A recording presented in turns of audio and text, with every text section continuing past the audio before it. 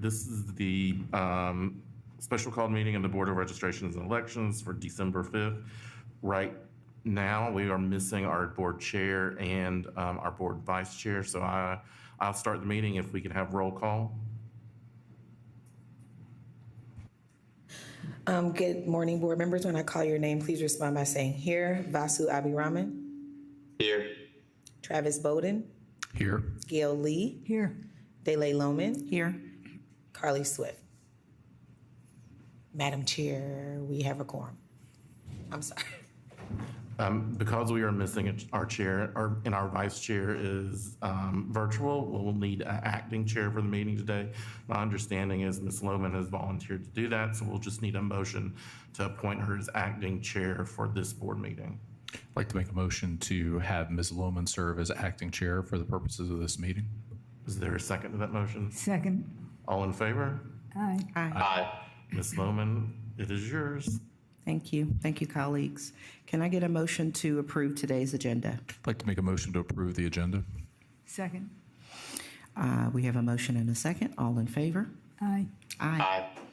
Okay, let us start with our items for discussion, the pre-certification report. Ms. Smith.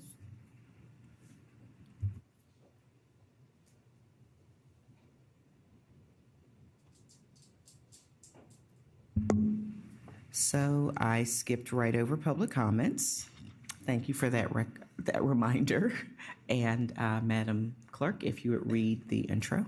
Public comment may be made in person or by submitting or sending an email of one printed page or less in a minimum font of 12 to Elections Public CCMT at DeKalbCountyGA.gov, which must be received between 35 and 5 minutes before the scheduled start of the meeting. The body of your email must include your first and last name. By submitting an email for public comment, you agree to have your name and email broadcast on the Ustream and entered into the record in minutes. The DeKalb Board of Registration and Elections reserves the right at the board's sole discretion to add your email to the record or minutes without reading any of it into the broadcast, or to read a portion of your email into the record or minutes. All public comments will be limited to 2 minutes. Abusive, profane, or derogatory language, holding up signs, clapping, yelling, standing or laying in the aisles to show support or opposition to a speaker will not be permitted, but a show of hands or quietly standing in place will be permitted to show your support or opposition for a speaker's position. Thank you. We have one commenter today, Betsy Shackelford. Thank you. I'm glad there's someone here to witness. At the previous pre-certification meeting in November, someone mentioned that in her opinion, the pre-certification meeting was to find instances of ballot stuffing. Come on, this is a solution in search of a problem. Has there ever been a documented, validated case of ballot stuffing in Georgia? And even if there had been in the past, as a poll worker, I believe the processes in place today are so rigorous that any such effort would be found out and stopped. But I don't believe that is the reason the MAGA SEB put pre-certification meetings in place. I believe the intent is to add work and chaos to certification of elections, which is part of the MAGA playbook, to take whatever steps possible to sow chaos into the process. Having to do a pre-certification meeting totally disrupts elections offices while they are furiously working to complete the election canvass.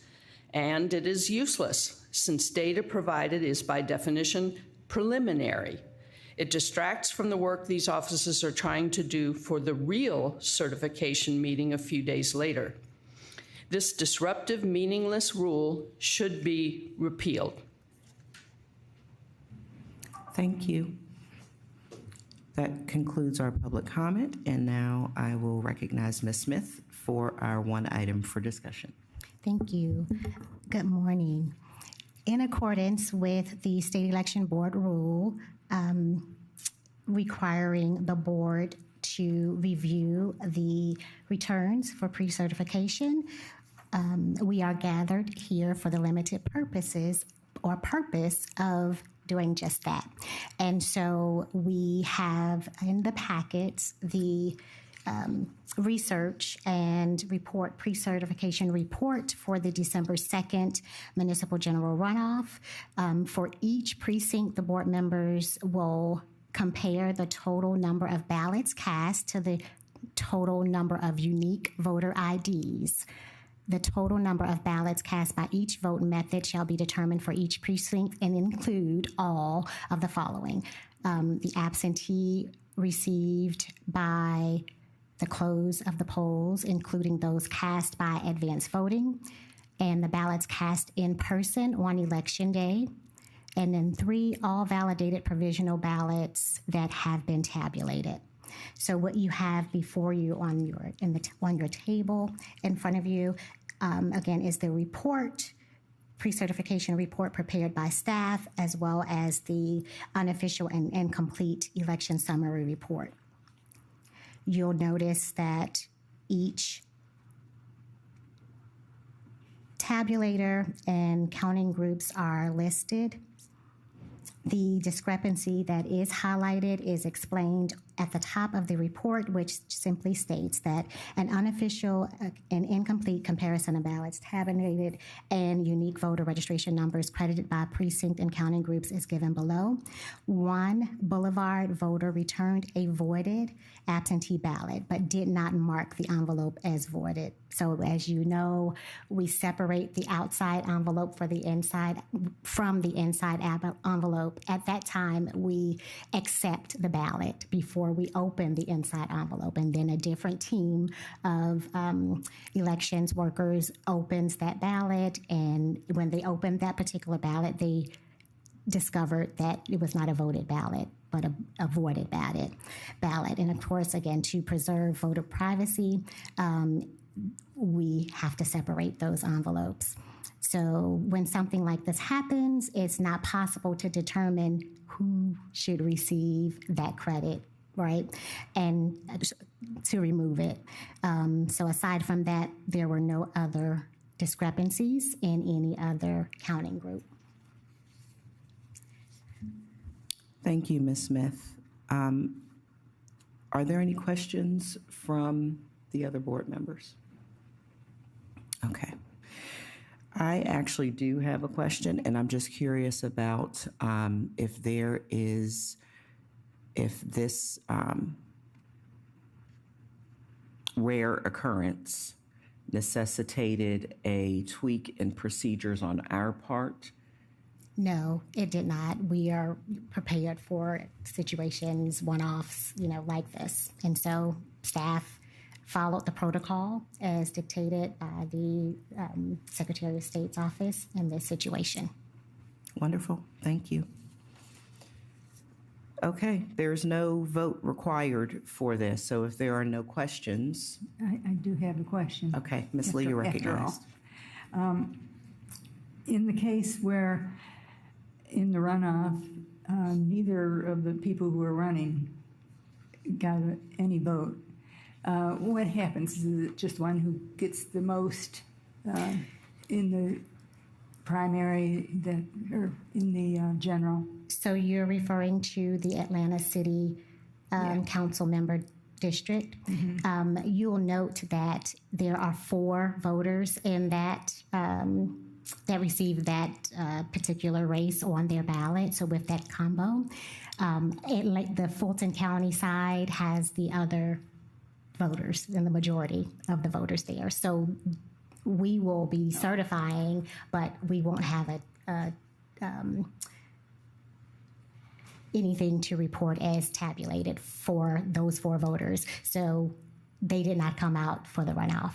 Makes perfect sense. Thank you. Okay, and I presume that we don't have anything on here for executive session. So let's go to board comments, and we can start with Ms. Lee.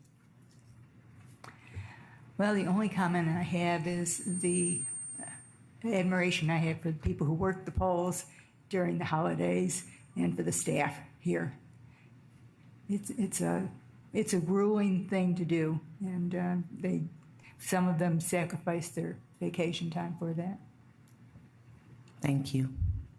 Mr. Bowden.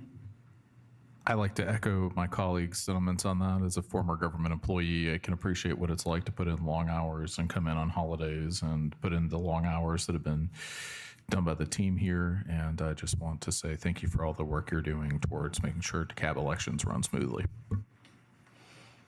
Vice Chair Abirahman. Thank you. I will double echo the thanks to all the staff and everybody who worked so hard to make all this happen. See you Monday. Thank you. And I guess I'm going to join that piggyback and say thank you and ask for a motion to adjourn today's meeting. Motion to adjourn. Second. All in favor? Aye. Aye. Stand adjourned. Thank you.